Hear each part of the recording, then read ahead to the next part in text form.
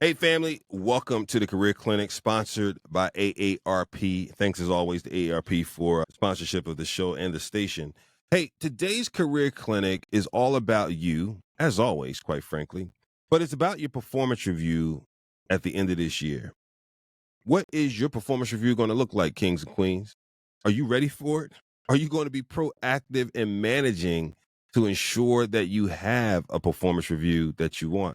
Why is this important? Because your salary increase, that potential salary increase depends on it. Your potential bonus, if you're bonus eligible, depends on it. Your potential progression inside of that organization that you work in and or where you go to next is impacted by it. And so I never make light of performance management inside of an organization. And as an employee, I want you to have a leg up, if you will.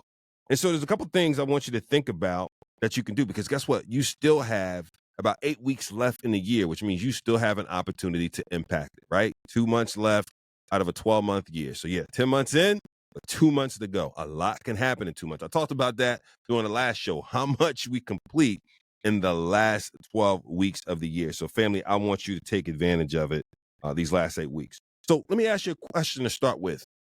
Where are you today relative to your objectives and your development plan as agreed to with your manager? Where are you today relative to your objectives and development plan as agreed to with your manager? There's really three answers, right? Either it's satisfactory and you're walking it and doing it. And by the way, let me say this, satisfactory is not a bad thing. Sometimes when you have conversations with people, they're not happy with being in a satisfactory, quote unquote, ranking. That means you did the job. It's good. It's satisfactory. What's not good is not satisfactory, of course. And so if you've not checked the boxes on all the things you said you were going to do, and you say, well, there were 10 boxes, I checked 8, so that's kind of good. No, it's not satisfactory. 8 out of 10 is not satisfactory unless you guys developed an understanding that you could have that amount of deviation from the 10. Okay. And then exceptional is above satisfaction. So again, if you were asked to do 10 things a certain way and it's 11 or 12, if that was agreed to, then that gets you to exceptional. Understand and note that I'm using the word agreed to on purpose often because it's what's agreed to. One of the things that can happen at a performance review that feels like it's a fatal time is you find you're misaligned on what the expectations were. And therefore you thought you were in a better place than you were. And your manager says, no, that was not the expectation at all. Don't let that happen to you. And so one of the things I want to say, first takeaway, make sure you are aligned on the expectations. Your next one-on-one with your manager, going to have a conversation. I want to make sure I'm understanding this document that we put together correctly and that these are all the things I need to deliver by the end of the year. And this is how you're going to rate them. Okay.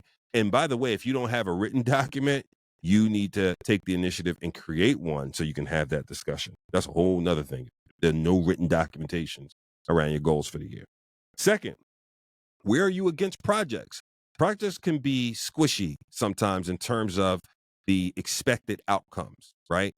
And so one of the things I would suggest to you is the same conversation as you talk about your objectives, things you would do for your development plan. Talk about projects that may have been added during the year. Sometimes they're initiated with the objectives and development plan at the top of the year, but sometimes, as we know, things happen during the year and you get a new project and you're assigned that project either to lead it or be a part of a team.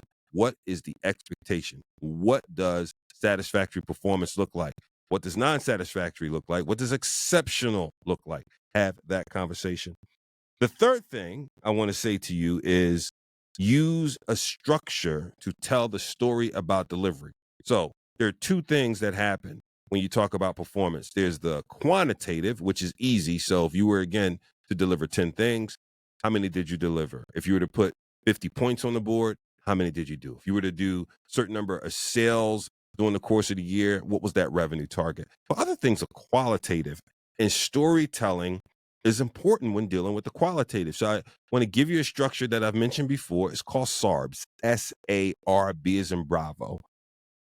And it stands for situation, actions, results, and the benefits. So what was the situation that you walked into? This happened. We found we had new customers. We didn't have enough capacity. we had a void in that capacity, and thus we needed to create more capacity by doing thus and so. That's the situation. Actions. What exactly did you do? I went and met with these people. I developed a team. I developed a new process. I located an area in our warehouse to store this stuff at a new capacity. I then made sure it was delivered. What did you do? What were the dates? That's the actions. Results. What then happened positively relative to that project? So we were able to deliver to 20 new customers because we had this new capacity, delivering X amount of sales, X amount of volume to these customers, X or describe the satisfactory rates from the customers and comments. And then the benefits. And the difference between results and benefits are ongoing for the company. So now you can say, well, results, think about results as in year, happen right at that moment once you delivered the actions. Think about benefits as now going forward with those 20 new customers, we will have X in revenue from them year after year because we brought them in. So again, use the SAAB structure to tell your story. There's always a quantitative side, but there's also always the qualitative side in telling the story.